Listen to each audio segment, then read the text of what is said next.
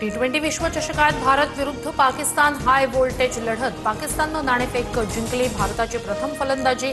अभिषेक शर्माला संघात स्थान, संजू सॅमसन संघाबाहेर।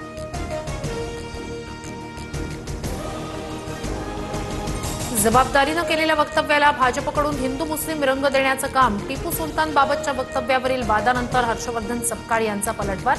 तर महाराजांबद्दल विकृत वक्तव्य करणाऱ्या कोश्यारींचा पुतळा जाळणार का, सपकाळांचा सवाल।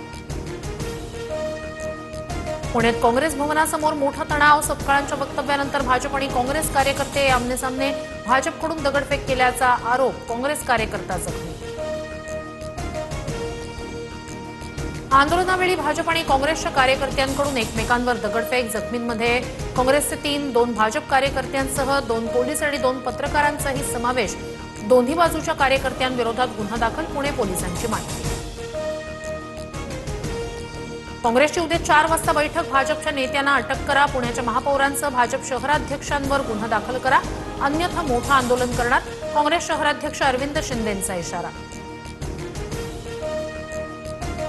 मराठा समन्वयक महेश डोंगरेंकडून सपकाळांच्या तोंडाला काळं फासणाऱ्याला 1 लाखाचं बक्षीस जाहीर। तर अहिल्यानगरमध्ये भाजपकडून सपकाळांची जीभ छाटणाऱ्याला 10 लाखांची घोषणा।